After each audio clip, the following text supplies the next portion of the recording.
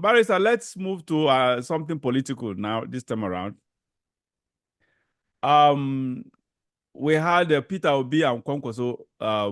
There is a rumor. I don't know if they have confirmed that Peter Obi they are planning to align with each other politically. And before then, there's this interview of Kwankwaso was someone conducted with Kwankwaso. And Kwankwaso was hard actually boasting. The guy is so full of himself, so proud. That is the reason why we have Tinubu. He's one of the reasons. Him and Atiku are one of the reasons why we have Tinubu as the president. Otherwise, Tinubu wouldn't have gotten even though he bulldozed himself, bought or whatever, if there were unity between them and Obi, two of them and Obi, Tinubu couldn't have, there could have been a very serious resistance. But because of the pride, especially of Kwankwaso, and Atiku too, but Kwankwaso's own was just too clear. It was coming from his mouth that you could hear pride coming out of it. And he just exhibited it a few days ago when he granted an interview where he was boasting about his political pedigree, seeing himself as bigger than Peter Obi, or that or whatever. I don't understand how these two people can actually come together when one is full of pride and it doesn't understand that politics. There is a proverb in my dialect that says that when a man grows up, he waits for a fellow man, someone who was a boy, will eventually grow up to become a man as him. So at that juncture, they become equal. And that is the reality. Politics is not how old you are or whatever. We've had someone like Obama was not able, he became a one-time senator. It was just one time. He was elected into the Senate once. That was his first elective position. And it was just one term. And the next thing, he became president of the US.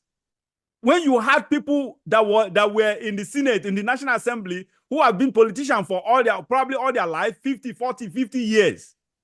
But this man just came from behind and took over and became president. Can someone tell Kwankwaso to stop this nonsense pride? And even politically, even Atiku had more political experience than Obasanjo. Remember when Atiku was made the vice to Obasanjo? Was Obasanjo a politician? Prior to 1999, Obasanjo was not a politician. He was a retired military officer. So, but Atiku was made his vice. Why didn't Atiku say that time that no, I have better political experience than Obasanjo. I should be the one I should be the principal candidate.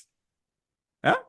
But Atiku condescended, even though he had much more experience than the political experience than Obasanjo. He became the vice president.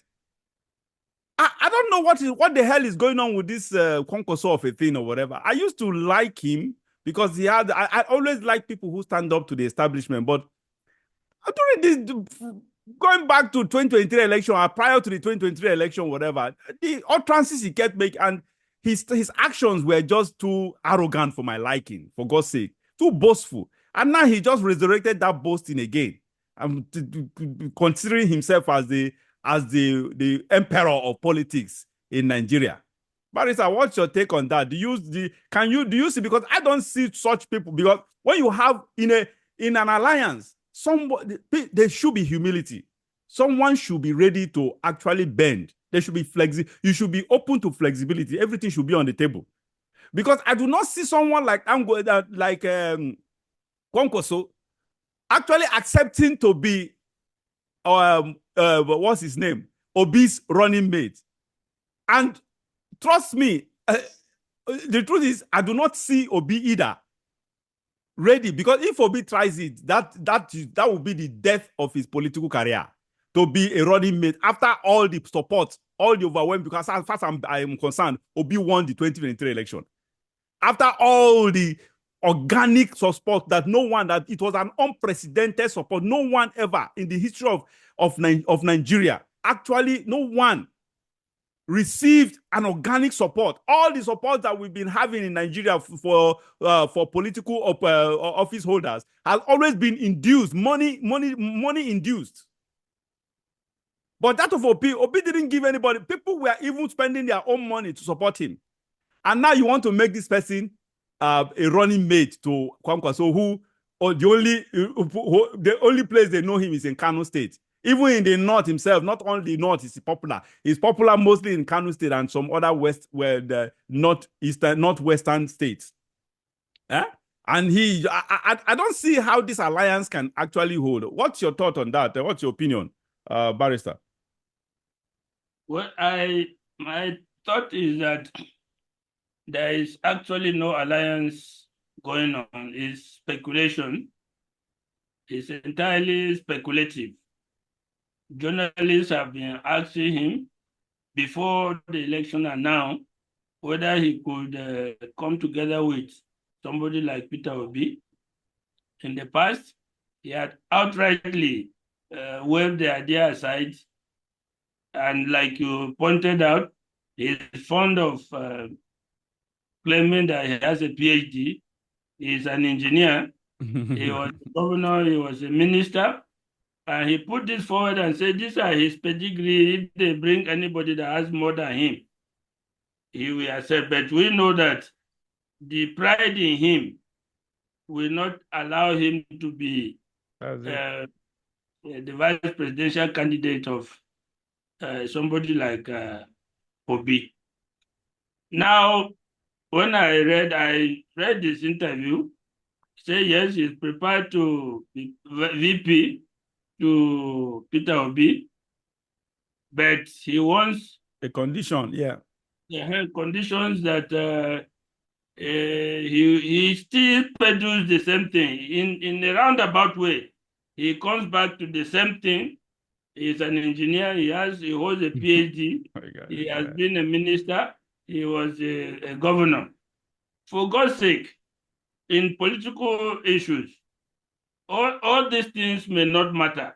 Number one, because, for instance, we are shifting or zoning the presidency as between the North and South. Number two, ideology and progressiveness is being mentioned. Number three, pedigree of running the government in the capacity you wear.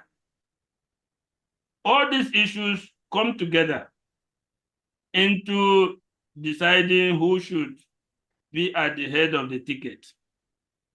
The Obi factor came into national prominence and acceptability because of his actions as governor of Anambra State. Purely based on his governance of Anambra State, relative to what governors have been doing in Nigeria, including Kwankwaso. Yes. He comes nowhere near, honestly, Obi's achievements. The capacity of Peter Obi as governor versus governor. Yes. Peter Obi was a governor, he was a governor. So if we are to rate him, we have to put the two together, the capacities in which both of them operated. Yes. That's as governor and governor. And when you put that together, Kwankwaso does not come anywhere near not close, the capacity and what we require in Nigeria. He doesn't come near Peter Obi. He did what all the other governors were doing. He also amassed wealth. Yeah. He patronized people, all this influence peddling, everything. What we want to avoid in governance in Nigeria, he did. And the reason why we wanted Peter Obi is how he became as ascetic, how he managed the resources of the state, how he approached issues, how he demystified governance. That is the difference. So him peddling PhD, peddling Minister of Defense, it does not make sense to anybody. It's just the pride in him, which will not allow him to serve as second fiddle. But he has a big handicap. He has no national acceptability. That is the point. He has no acceptability even in the Northwest. Yeah. Of the 6 zones, he comes from the Northwest zone. Yeah. He has no such acceptability in that zone. His only influence is within Kano State. His influence does not overreach Kano State. So he should be mindful of the fact that he is not a national figure. He is not a national politician. He does not command national respect. He does not even command regional respect. Yeah. He is a mini politician, a local politician, so to speak. Yeah. People should understand that. He himself should understand that. He has not shown himself throughout his political career to transcend his influence beyond Kano. Yeah. So let's get that very clear. Coming back to the issue, I don't believe any alliance is being worked out. But when you are contesting, when you want power, you don't altogether dismiss things like that. If something like that is being put forward to Peter Obi, as a politician who is gunning for the highest office, he cannot dismiss it with a wave of the hand. He will go along with it to see in what way that kind of thing can fit into or help his political career. But I can bet you, from my experience and from my knowledge of Nigerian politics, such an alliance will not go anywhere. Okay.